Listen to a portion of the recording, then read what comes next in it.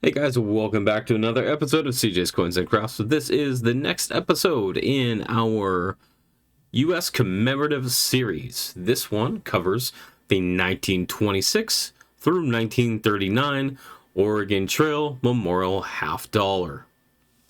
The Oregon Trail Memorial Half Dollar origination came from various efforts who looked to have parts of the Oregon Trail preserved or key places preserved or even historical markers placed.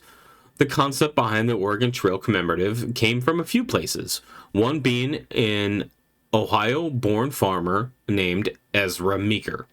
Ezra was born in 1830 and had traveled the Oregon Trail in 1852 from Iowa to the Oregon Territory. In his old age, he believed that the memory of the Oregon Trail and the sacrifice of those who traveled on it were being forgotten. Meeker retraced his steps between 1906 and 1908 to publicize his desire to have historical markers erected along the trail. During this route, he had parked his rig in front of the White House, crossed the Brooklyn Bridge in 1910, and even participated in the Tournament of Roses parade in Pasadena. An idea sparked by the 1925 Stone Mountain Memorial Half Dollar came from Mabel Murphy, the wife of an Idaho newspaperman, for striking of an Oregon Trail coin, the profits from which could be used for historic preservation. Her husband, D.T. Murphy, published an editorial on April 16, 1925, titled Oregon Trail Covered Wagon Half Dollars. In the Idaho State Journal, the idea for the coin was brought up again when civic activists in Pocatello, Idaho, led by Dr. Minnie Howard, sought ideas for funding a monument on the site of Fort Hall, which was an important way station on the trail. Insurance salesman F.C. McGowan displayed a Stone Mountain piece, which Howard's colleagues pursued the idea. Meeker did also hear about this and formed the Oregon Trail Memorial Association, which was a national organization, which means that it could receive the half dollars and then turn around and sell them for a profit.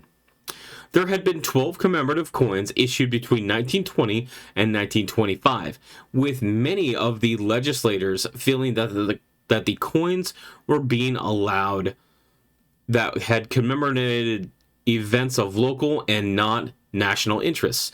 Congress, made cautious by a series of very unsuccessful issues, rejected a number of proposals in early 1926, including the completion of the Lincoln and Victory highways, as well as a proposal to commemorate the centennial of the birth of the American composer Stephen Foster. The authorizing bill of the Oregon Trail Memorial Half Dollar was first introduced in the House of Representatives on January 25, 1926, by Washington Congressman John Franklin Miller, who had previously been mayor of Seattle. Meeker was living in Seattle while Miller was mayor, which is believed to have had a significant influence into proposing of the coin. A hearing was held before the House Coinage Committee on March 3rd, where Ezra Meeker testified. The bill was favorable and passed the House on April 5, 1926, with no objections, aside from several questions from Michigan Congressman Louis Scranton. On April 26th, Meeker, in his 95 years, appeared before the Senate's Committee on Banking and Currency. Treasury Secretary Andrew Mellon had filed a letter opposing commemorative coin issues, except those of national importance. Meeker, in his testimony, argued that the trail issue would be of such importance. The OTMA board considered seeking an amendment of the bill to the alternative suggested by Mellon, a commemorative medal. In part of Howard's urging, decided to stay with the coin idea. The bill passed the Senate on May 10th. Meeker met with President Calvin Coolidge to ensure that the bill would be signed, which it was on May 17, 1926, as Public Law 325, authorizing the issuance of up to 6 million half dollars. The bill required that the association pay for the half dollars at par and that the dies and other costs for preparation not be at the expense of the United States. The $6 million authorized was the largest amount for any commemorative issue without restrictions on which mints struck the coins, and also without a time limit of the authorization. The creation of the design had many hurdles. After initially contacting Chester Beach, who was credited with the 1923 Monroe Doctor and Centennial half dollar, to sculpt the new coin, but he was unavailable, though he had prepared sketches. The Oregon Trail Memorial Association tried to reach an agreement with Gutzon Borglum, designer of the Stone Mountain piece, but he wanted too much money and too much time. Ulrich Stonewall Jackson Dunbar, who had played a minor role in the Columbian half dollar in 1892, was willing and able, but lacked the national reputation that the association felt the coin's sculptor needed. After receiving suggestions from the American Numismatic Society, the association turned to the husband-wife team of James and Laura Fraser. James Fraser designed the wagon side, while Laura designed the Indian side and converted both into relief models. Meeker pestered Laura to completing the modeling, as he wanted the half dollars available for sale at an upcoming event. She completed the work by July 30th, and she wrote to inquire where she should send the designs for endorsements by the Commission of Fine Arts. She sent photographs of her models to the Commission's offices, and on August 5th, Commission Chairman Charles Moore responded enthusiastically, informing her that not only had the Commission endorsed the designs, but they were having the prints framed for their meeting room. To save time, the hubs were made by the Medallic Art Company of New York, who had made reductions from plaster models on several previous commemorative issues. The resulting hubs were sent to the Philadelphia Mint, where working dies were for the issue were made. A compass rose on the Indian side, included in Laura Fraser's models, does not appear on the issued coin. The wagon side, designed by James, depicts a Conestoga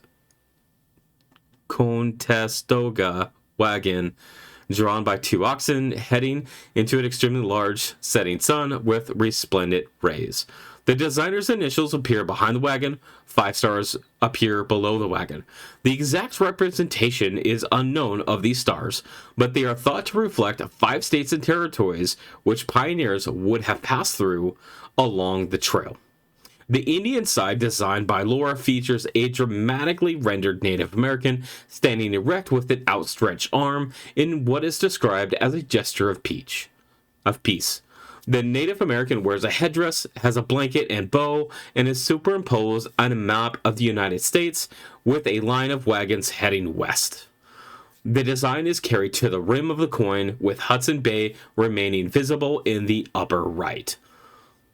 The Philadelphia Mint struck 48,000 pieces in September 1926, plus 30 reserved for the inspection at the 1927 meeting of the United States Assay Commission. These were sold by Mr. Meeker during his route at $1 each.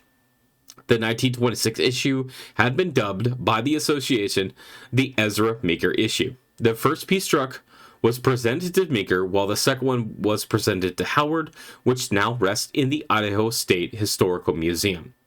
With the initial quantity committed, the association requested that more pieces be produced. 1,000 more were struck at the San Francisco Mint in October and November.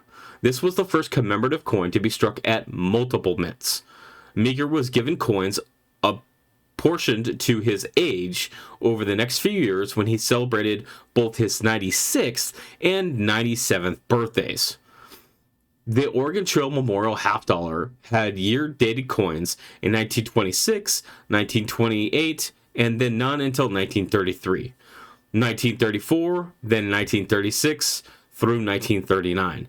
Beyond 1939, there were no commemoratives struck until after World War II had concluded in 1945. I want to thank you for taking the time to watch this video. If you guys enjoy this content on the U.S. commemorative series, please hit the like button, put a comment down below. If you guys are not already subscribed, please hit the subscribe button and click on the bell so that you guys are notified when I upload new videos. Thank you for watching. We'll see you guys next time.